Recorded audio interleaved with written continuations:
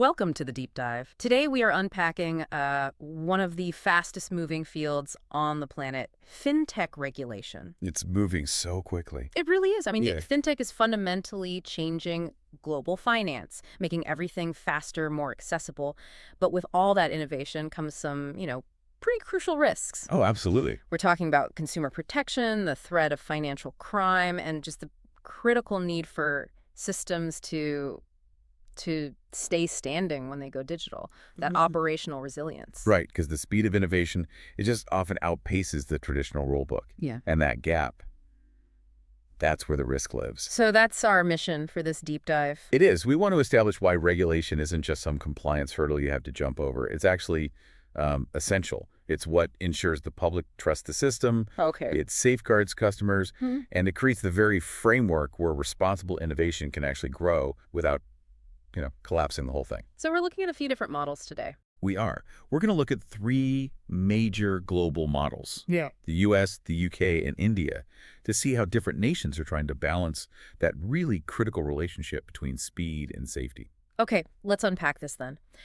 How does a specific regulatory approach fundamentally shape a nation's fintech ecosystem? Because, how you regulate, it dictates who gets to play, right? It dictates everything. And how fast they can move. Exactly. Yeah. The regulatory architecture is the core blueprint for the entire digital finance sector. If you regulate through, say, fragmentation, you get one result. If you do it through a centralized structure, you get a totally different one. So let's start with the system that is, often criticized for exact fragmentation in the United States. What really defines the U.S. structure? It's defined by its incredible complexity. It's a multi-agency structure that's frankly bewildering sometimes. Right. When you look at who's involved, it's a whole alphabet soup of oversight bodies, just at the federal level. You've got the Securities and Exchange Commission, the SEC, focused on investor protection. Then there's the Office of the Comptroller of the Currency, dealing with federal banks. The Federal Reserve, of course, managing monetary policy. And then the Consumer Financial Protection Bureau, the CFPB, which is focused purely on how firms treat their customers. And that's just the federal layer. That's just the federal layer. The core difficulty, the thing you have to understand, is that there is no single unified federal fintech framework. So any company, whether it's launching a digital wallet or a lending app, has to navigate all these overlapping federal rules. And then the states on top of that. And then simultaneously comply with individual state licenses and consumer protection laws. It's a patchwork. That complexity, it just sounds like a major brake on innovation. If compliance is that difficult, why does this decentralized approach even persist? What's the upside? Well, the complexity certainly introduces really high costs for anyone new coming into the market, but it also creates, I'd say, two key outcomes. First, it emphasizes this fierce market competition, which is just supercharged by the massive venture capital ecosystem in the U.S. And second, the sheer volume of regulators allows for something called regulatory arbitrage. Where you can sort of pick your playground. You can sometimes choose a jurisdiction, be it a state or a federal charter, that offers the most permissive environment for your specific product. I see. So despite the fragmentation, innovation has happened. Oh, absolutely. This environment has allowed innovation to flourish in digital payments, in wealth management, and with some highly competitive lending firms. We are now seeing the system try to catch up, though. How so? There's increasing oversight of crypto assets, a big push for clearer stablecoin rules, and, new guidance for data sharing that is finally slowly moving the U.S. toward more of an open finance future. Okay, so that's the picture of the competitive, kind of fragmented approach.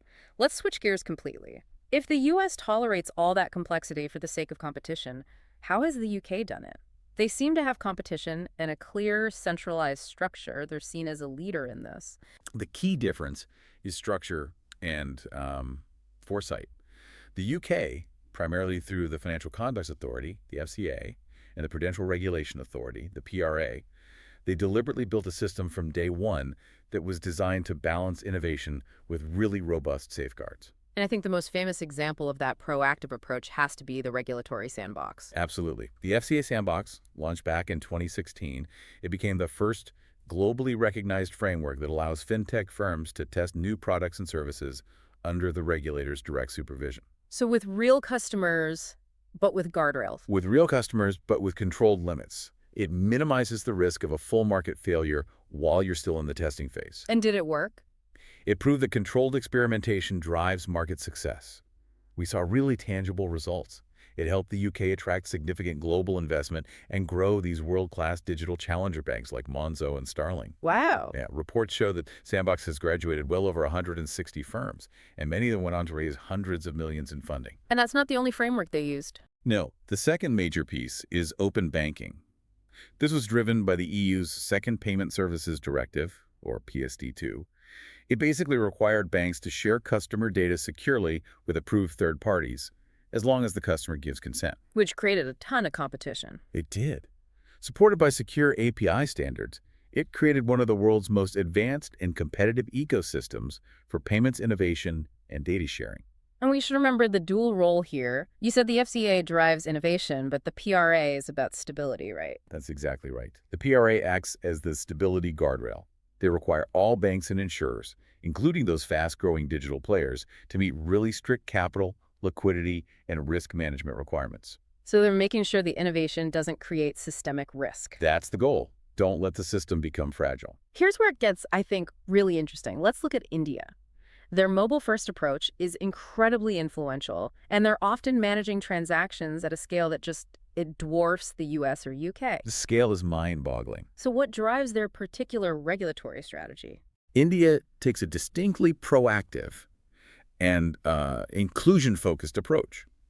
The strategy, led by the Reserve Bank of India, is all about managing this incredibly large-scale, rapid growth. The number one goal is financial inclusion. Bringing the unbanked into the formal economy. Securely, yes.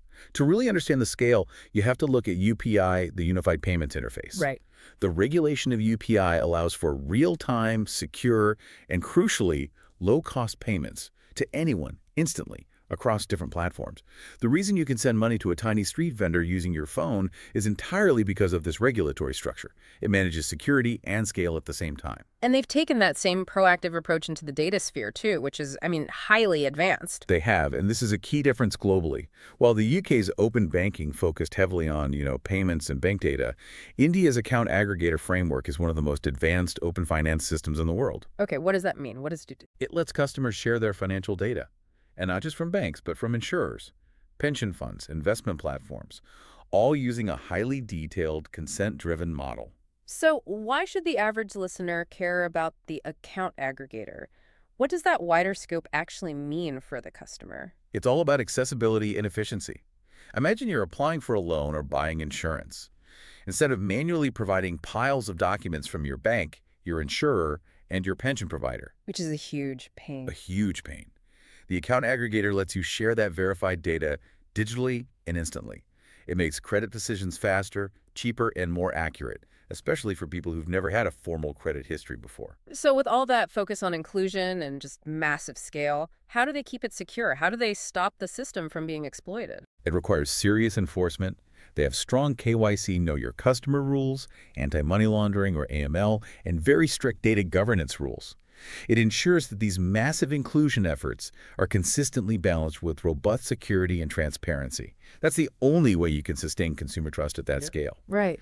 So if we connect this all to the bigger picture, these three models, the U.S. with its competitive complexity, the U.K. with its structured innovation, and India's focus on massive inclusion, they all offer these incredibly valuable lessons globally. But the purpose behind the regulation, it's universal no matter the approach. So what does this whole mean then? Why should regulation exist at all if it seems like every new rule is just designed to slow things down? I think that's a common misconception. Regulation isn't meant to restrict, not good regulation anyway. It exists to support innovation, but only in a way that is safe and sustainable over the long term, by actively reducing predictable risks. Can you give some examples of that? Sure. Think about the specific goals. For digital lenders, regulation ensures fair practices and transparent pricing. It prevents predatory loans. For payment firms, rules around data protection and AML keep every transaction safe and traceable. And for crypto. And increasingly, for crypto providers, regulation helps improve governance and ensures investor protection from, outright fraud. Speaking of those emerging risks, we've seen regulators everywhere kind of scrambling to keep up with concepts that didn't even exist 5 years ago. What are the global issues that are defining that frontier right now? The focus has shifted massively.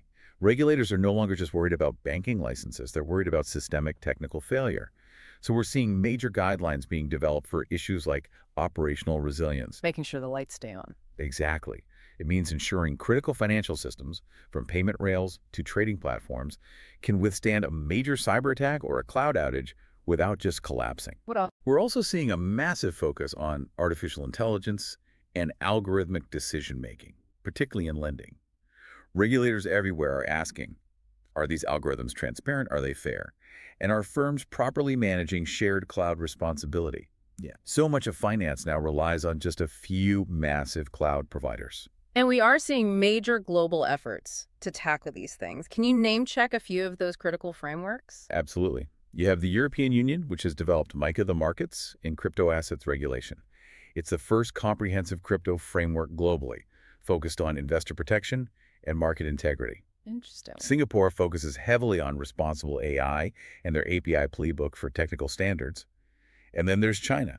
After years of rapid platform expansion, they've introduced much stricter oversight and are pioneering the digital yuan to maintain control over their monetary system. But the goal is the same. The goal remains consistent across all these places, keeping financial systems safe, transparent, and reliable, even as the tech underneath them changes daily. That's a phenomenal look across the global landscape. We've analyzed three really distinct models, each, successfully achieving its regional goals, whether that's intense competition in the US, structured control in the UK, or massive inclusion in India, but they're all seeking that same essential balance between innovation and stability. And that leads us to the final provocative thought for you to consider. Given the frameworks for artificial intelligence governance, for operational resilience, and for shared cloud responsibility are rapidly emerging, and these are inherently global technological challenges, how effectively can these geographically distinct regulatory models, which prioritize such different things like competition or structure or inclusion, how can they collaborate to set truly consistent global standards for cross-border digital finance? That fragmented future is really the challenge of the next decade.